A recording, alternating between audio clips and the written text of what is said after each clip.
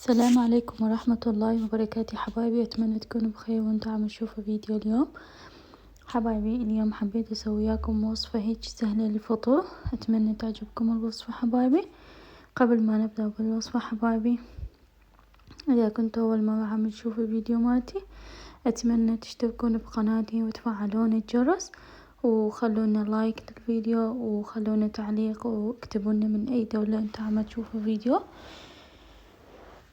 حبايبي اليوم راح نسوي وياكم ان شاء الله وصفة البيض المسلوق ويا الطماطة، يعني وصفة كلش طيبة وسهلة ومكوناتها بسيطة، تقدرون تسووها للفطور. اتمنى تعجبكم، وهسه نبدأ وياكم ان شاء الله بالوصفة مالتنا. اول شي حبايبي خليت 3 بيضات راح اسلقهم بالماء، اخليها بالمي، راح انزل عليها المي اخليها تنسلق عندي يعني بالتمام. بعدين راح نطفيه ونخليها بالوصفة مالتنا. هسه لحد ما تنسلق عندنا البيضة بطرف، احنا نروح نحضر الطماطة والفلفل الاخضر. عندي هنا انا حبايبي الكمية حسب اللي انتو تحتاجونه. اني استخدمت هنا طماطة واحدة ونص وياها همينة، وثلاث عدد من الفلفل الأخضر. أول شي غسلتهم كل زين، هسه نجي نفرمهم وياكم إن شاء الله.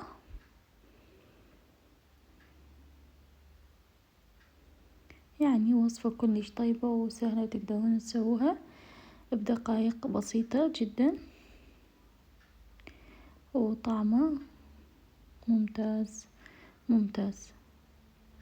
أتمنى تعجبكم الوصفة حبايبي. إذا عجبكم حبايبي لا تنسون اللايك للفيديو، اللايك ضروري ضروري للفيديو حتى الفيديو تترفع عندي وتوصل أكثر عدد من المشاهدين. شوفوا حبايبي قطعت الفلفل الأخضر هيجي مكعبات صغيرة، راح أكمل الباقي همينة، وبعدين نروح نقطع الطماطة.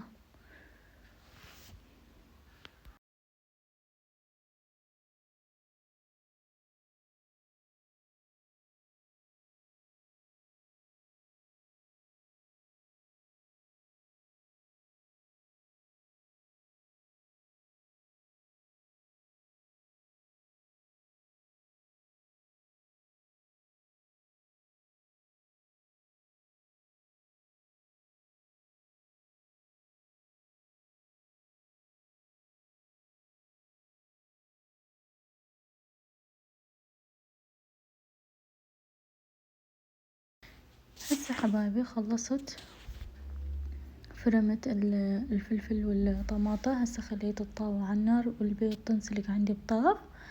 خليت شوية زيت أو زيت زيتون، أي زيت تستخدمون عادي. نزلت عليها الفلفل الأخضر، تقدرون تخلون بصل أو الفلفل الأحمر يعني براحتكم. راح أحمس الفلفل أول شي شوية، بعدين راح أنزل عليها الطماطم. هسه حبايبي بعد ما تحمس الفلفل عندي شوية، راح أنزل عليها الطماطم. الطماطم هيجي قطعتها مكعبات صغيرة، راح أنزلها بهاي الشكل وأخليها تستوي عندي في دقيقتين 3. بعدين راح نضيف عليها البيض إن شاء الله.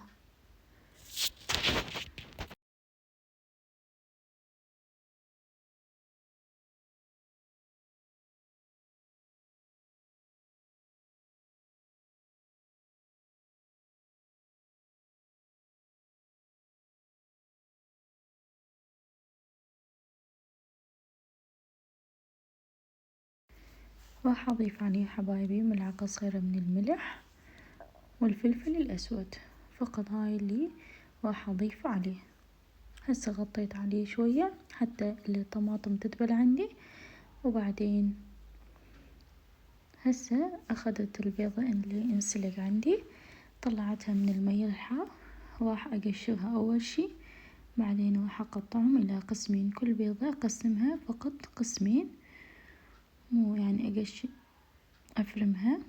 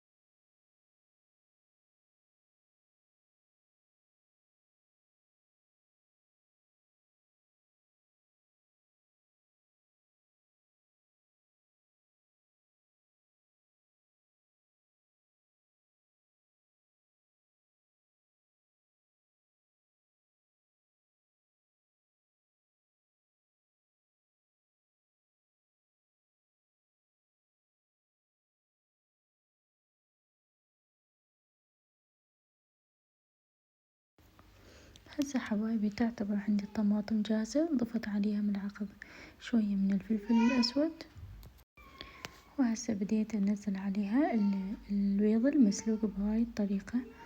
شوفوا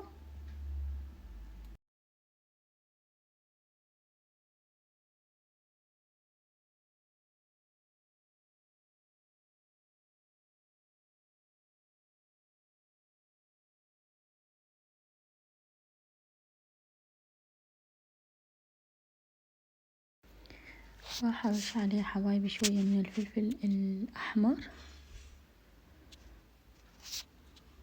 وعندي هنا أنا جبنة موزاريلا مبروشة، راح أخلي شوية من جبنة الموزاريلا وأغطي عليها حتى الجبنة تذوب عندي. هاي هي حبايبي تصير أكلتنا جاهزة. أتمنى تعجبكم الوصفة حبايبي. إذا عجبكم وإذا شاهدتم الفيديو لهاي المرحلة لا تنسون اللايك للفيديو حبايبي، وأتمنى تجربوها وتنال إعجابكم.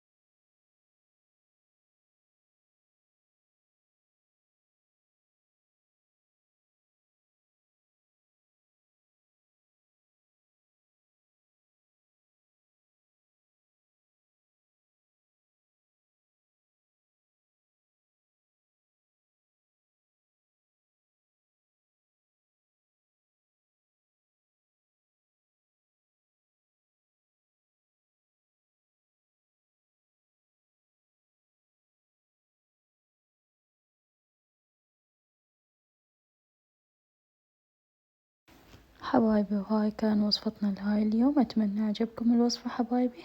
قدمت يمه طبق من الخضروات المشكلة. إذا جربتوها نقول لكم ألف عافية حبايبي، وهسه أقول لكم السلام عليكم ورحمة الله وبركاته.